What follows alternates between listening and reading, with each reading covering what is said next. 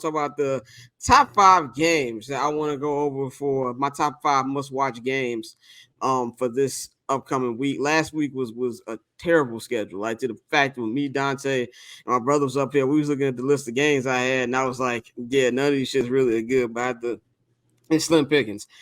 First, we're going to start off with my sneaky good game of the week. That is Texans and Buccaneers. Both these teams aren't what I would consider good, but they definitely been entertaining more than anything between the Bucs and the Texans. Baker Mayfield's been playing pretty good. That Buccaneers team's been playing pretty good. CJ Stroud, he's kind of come back down to reality last couple games, especially last week against Carolina. He's been pretty good. For this one, I'm gonna go Buccaneers in this. I think Buccaneers have more offensive firepower. I think defensively they'll be better. And I really want to see how CJ Stroud can bounce back from a tough performance in Carolina. Like, that's not as good as the other stuff on the slate, but this is one of those games that might be sneaky good. But Dante, what you think about this, bro?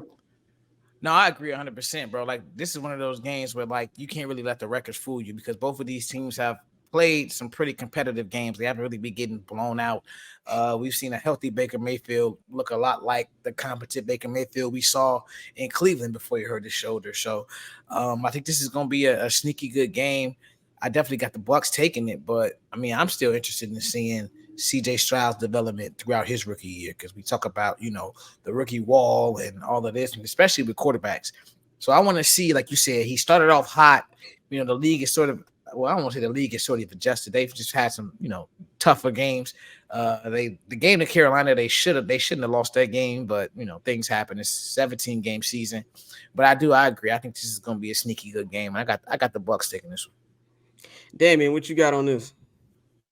Yeah, I want to pick something different from y'all, because I think we all can agree that that's going to be a sneaky good game. But I'm looking at this slate. I think a game that might be a little crazy, little fun watch. And if you do, I'm not Mikey, but like, if you want to do the player prop bets and type shit like that, Colts Panthers, I think that might be a good shit show, because they both sorry, but they both play hard. Like, neither one of them really has been getting smoked this season. The Colts put up a good fight against Cleveland's defense. They put up 38 against Cleveland's defense. So Gardner's been playing well. Jonathan Taylor's getting his legs back.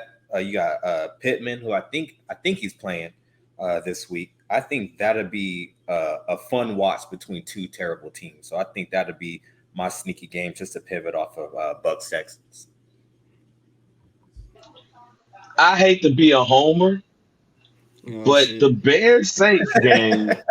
Oh my God! I knew he was gonna. I don't know why you went there, but the Bears Saints game just feels like it's gonna be some crazy shit happen during that game, right?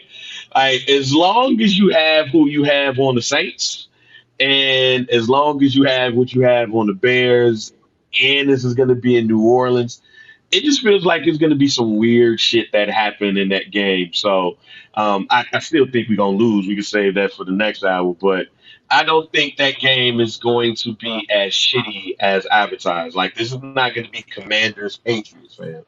Like, I think it's going to be a red zone quality game where it might not be a lot of scores, but it's going to be a lot of random ass fuck shit that happened during that game, where we're going to see a couple of highlights on ESPN that's going to make us shake our head. I don't know. I think that game is going to be a massacre, but we'll talk about that in the second hour of the show. I will say they had a question on Rich Eisen. You was talking about it's not going to be Commanders Patriots, and they said who's going to score more on Sunday? Is it going to be Commanders Patriots or Victor Wembanyama versus the Raptors? Like, that's a good question. That's a good question. I don't know. Probably. I might say Vic. And that's that NBA All-Star game, or like that NBA game on NBA on NBC right before the Super Bowl, when they be asking after the game, who's gonna score more, Magic Johnson or the Giants versus the Bills? Like, that's gonna be that game right there. Or Rich Eisen called it the Jakob Poeltl revenge game, which had me down laughing. Wait a minute, what? The Jakob Poeltl revenge game. Hey, real quick. Y'all cooked the Bucks the other day. He destroyed them. He did. Yeah, that defense. We gonna talk about that in the second hour, but that defense for the Bucks is nasty. But we'll talk about that in the second hour. When Damien, when you and Pappy put that shit in the chat, I was like, "What the fuck is this?" It was smoking it.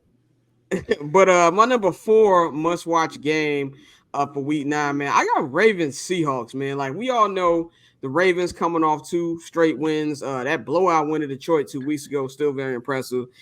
Nice win over the Cardinals last week. They're starting to, I wouldn't say separate from the pack because the fucking Steelers keep winning, and I don't fucking know how. If you want more breakdown on that, I did that in the midweek episode this week. We talked about the Steelers. Told y'all niggas when they was in the top 5, I was like, I don't know why. But hey man, that's all Mike Tomlin. But they have a chance, right? The Ravens to be able to get a little distance from the rest of the pack in the AFC North. Because they still, of course, we got Joe Burrow still coming back. Ricky Sean will be playing tomorrow, but I feel like they can get a win here against a good team against Seattle. And Seattle's a team that nobody's talking about in the NFC. They have the same record as Detroit Lions. They're really playing well. We're going to talk about in the second hour why I'm still not a big fan of the Montez Sweat trade. If there was any team that should trade for Montez Sweat, it probably should have been Seattle. That would have made more sense with their trade. Well, they got Leonard Washington. They got Leonard Washington. Leonard Washington. That's funny as hell. That's funny as hell. Oh shit! No, Williams, my bad from the Giants. What Leonard Washington say? You want this role, nigga? You better shoot me. Yeah, you better shoot me, nigga. Found your lightsaber. Found your lightsaber. Yeah. But now they got Leonard Williams. Yeah, they got Leonard Williams. Like I like that trade for them, and I think to me personally, I think that was the best trade of the trading deadline because that defense was already a pretty good defense. But you got somebody, and you got Frank Clark back too. So you got Frank Clark that's coming in, and then you got and then you got probably one of the more underrated defensive backfields in the NFL too. I love that trade for Seattle. So, I mean, maybe Montez Sweat, yeah. I think that a team like Atlanta, where he wanted to go anyway too, would have been a great spot. But man, hey, Leonard Williams in Seattle with Frank, that defensive backfield, that's going to be something. Yeah, I think in this game I'm gonna roll with Seattle. I'm really big on Seattle. Not that I'm not big on Baltimore. I like Baltimore. The thing for Baltimore has always been consistency. So I have to continue to see it before I pick Baltimore. But I just like everything Seattle's doing. I think offensively they flow a lot better than Baltimore. Defense it's toss up. I really like Baltimore's defense too. But I'm gonna go with Seattle up in this one. Damien, what's your thoughts on this game? This is one of my I'm excited for this one. I think it's gonna be a fun game. Like Bang was saying, Seattle's secondary, that rookie Witherspoon, he's cold. He's cold. Problem. He tackles, covers, like he does everything. I knew he was gonna be decent, but I wasn't expecting this. Seattle, like you said, they're just flying under the radar. Like you wouldn't think that it's 6-2 until you look it up, But every game, Geno is doing just enough to get by. The other rookie receiver that they got, he's pretty solid. He's starting to step up. DK is going to have his 1 or 2 big plays. Lockett's always solid. And penalties. He's going to body slam someone for no reason. Their defense, but the running back, Kenneth Walker, he a tough tackle. Like, I really like watching him. The Ravens been on point. I still don't trust their receivers. Like, as much as they try to bolster up that core, they still mid. They still regular ass receiving core. Bateman's not what he's supposed to be. Zay Flowers is, he's a rookie. He's solid. He's nice.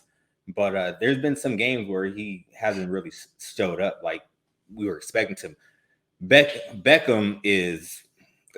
he done. Like the boy is washed, and I feel bad for him. I've been saying for about 4 years that he'll be lucky if he has Brandon Lloyd stats for his career. God damn. Just because of these injuries. So I think I'm gonna go. I want to go with Baltimore just because how well Lamar is playing, but I'm rolling with Seattle too. I'm going with the Seahawks. Dante, what you got? I'm gonna keep it quick. Lamar Jackson is 17-1 against the NFC. I got the Ravens. Oh, that's a Solido. That's a stat for your ass. Yeah, that's the quick, like cold hard facts. Right there. Niggas lost one game in 18 tries against the NFC. I'm going with Lamar. That's a good stat. I'll put some money up. Yeah, you might as well. Hey, I mean, even though I love that game, it is going to be a great game. Come on, man, the first game of the day. All right, early in the morning. You jumping off. I got down my list. You doing too much. Okay. I got down my list. No. Oh, my bad. I'm just saying, you said the must-see game. You said must-see game. You said... We gonna you said must-see game, so let's just move on to that. Yeah, I'm going from game to game.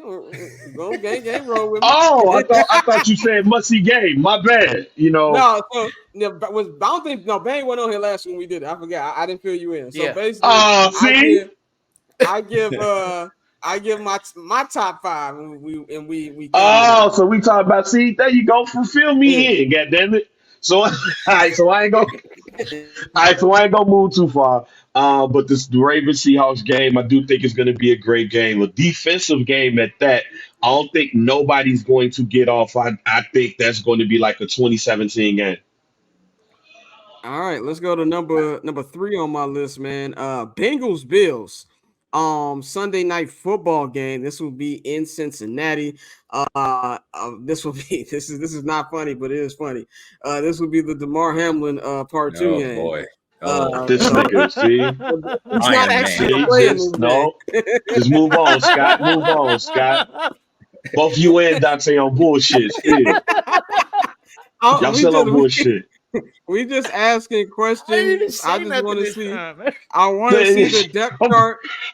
Is he playing in this game? That's all. Because they're gonna run the shit in a little intro montage. See? Will he record a stat? I ain't with y'all niggas. I'm not. No. Me and DeMar Hamlin gonna have the same total tackles on Sunday. That's all I want to know. The underdog play of the day. Over or under one tackle.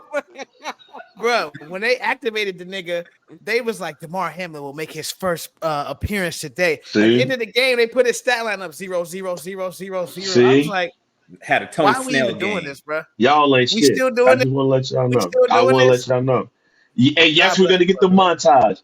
Yes, we're gonna get the montage. He might be the only person out there for the flip a coin. He might do it. He might have a ceremonial flip a coin. He gonna get a standing ovation. He's on the roster. Is the game in Cincinnati? It's in Cincinnati. It's the same. Oh yeah, he getting a standing ovation. He getting a standing ovation. They gonna bring the Cincinnati doctors out into the middle of the field. They gonna act like it's 9/11. Oh yeah, they gonna zoom in on the selfie that's on the ambulance. Let's just quickly go around the room because we gotta get into our next segment soon. I think the Bengals are gonna win this game. The Bills have been very mediocre this year. I'm still a Josh Allen guy, but he's not making me look good right now. But I am a Joe Burrow truther. I told niggas on this show, if he doesn't fuck his calf up, they will come back. He showed niggas last week what's the difference between a Chrysler 300 and a Phantom with him and Brock Purdy. They gonna win on Sunday night. I got the Bills. I got the Bills with a game saving play by DeMar Hamlin. Like that's what we got. That's what we got going. That's what's gonna happen. That's what's gonna happen. Yeah. That's what we gonna happen. That's what we got. Man. The heart of a champion. The heart of a champ. Oh yeah. Don't let that nigga get like a game sealing ING. They finna run that more than Jimmy V. Hey, you know they run a Jimmy V promo for every S piece. What the script read? The little cartoon promos. They gonna have that nigga fly onto the screen like Iron Man. I hear me good. Dante, give me the close up when I say this. Hear me very clear. if the Bengals lose this game because of DeMar Hamlin interception, or even worse, the DeMar Hamlin pick six, they are going to play this shit every year. Like what they do when 9/11 come when they show George Bush throwing that fucking pitch on the mound at the fucking World Series. They are going to do that every fucking year. I guarantee to you. That's what's going to happen. Bang, who you got in this game before we go on to our final, and then we're going to bring our next segment. Hey, man, y'all, where's God in this conversation, man? Where's God? You know what? I don't even want to pick a winner. I want to go with the question you actually started this off with. Yes, Scott, you and DeMar Hamlin is going to have the same amount of tackles in this game. No, man, I got the Bengals at home, man. That's it. I got the Bengals at home. Y'all ain't shit. Y'all need God. Hey, man, we just asking questions. Yeah, man, quick answer for us. Who you got? Yeah, real quick. I'm gonna go with the Bengals. They rolling now. The healthier Burrow's been getting, the better they've been looking. Bills defense is getting depleted. They losing players every week. They made the trade for Russell Douglas, but who gives a shit? He's not that nice. Yeah, exactly. And I think you know what? The Bills, I can't trust them no more. Like I gave them 2-3 years of leeway. Like that shit gone. Like after this season, they not gonna go to the Super Bowl this year. So I think this is their last chance, and I think they're gonna drop the ball this week. Because if you look, the team that they've lost to have all been shitty teams. Like you can't trust them. Like they lost to the Pats, the Jets. Like no, I'm cool. I'm off the Bills till they break. Real quick question. If you were to compare the Bills to an NBA team, who would they be? That's a good question. I was gonna say mid 2010 Hawks. I was about to say the Clippers too. I want to say the Clippers. Oh, that's a good one. The Bills might be the Clippers. Nigga. Like, because we keep having this faith in them. Don't disappoint you. Yeah, exactly. Oh, they got Kawhi, they got PG. Like, oh, you got fucking Josh Allen. And like niggas, I'm gonna be real. The Bills get hyped because they barely lost to the Chiefs 2 years ago. Let's just keep it all the way real. Because they barely lost to the Chiefs. That's what they get hyped at. I lost $10,000 that game, fam. I had a 10. I had a 10,000. Man, he saw the ticket. I'm about to zoom in. I got to zoom in. Man, I'm still. You got a what? Yes, I saw the ticket just for proof. I picked a couple of things, including I think it was a Josh Allen touchdown, but I picked the tie. For halftime, and basically everything happened the way that it needed to happen. All the Bills needed to do was win. And when they had that back and forth towards the end, nigga, my heart was racing because all they had to do was win once they got that tie at halftime, and they lost in overtime, and it cost me a $10,000 ticket on FanDuel. I never watch football again. Let's do this last game, then we're gonna start our new segment, Cousin Dan, in a minute. This is the game that Bang prematurely brought up 5 minutes ago. My bad, y'all. So I'll go first when you talk. Number one game of the week is an early ass fucking game. It comes on at 6:30 on the West Coast. I get it's in Germany or whatever. I understand you trying to build the national fan base. I get all that. 9 times out of 10, I'm going to miss this first half because me waking up at 6 o'clock on a Sunday, it's just probably not gonna happen. I'm gonna say Chiefs. And I keep saying what I keep saying about the Chiefs. It's not that I fully believe them in this shit. It's just 2 things. I'm giving them respect because they are the defending champions, because I roll 15. I am not that confident in this team. I see those play calls. I know who called them. I've seen them play calls before. It's Mr. motherfucking Matthew Nagy. But I'm going to go with the Chiefs in this one. Bang, who you got?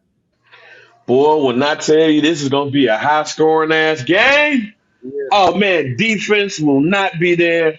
This shit gonna be like you playing offensive only on Madden, but I'm picking the Miami Dolphins because Patrick Mahomes seems like he still got a cold and shit. I'm sorry, man, but Travis Kelce, you would think that this man has been playing for so long he wouldn't be smelling himself, but he's smelling Taylor Swift's cat.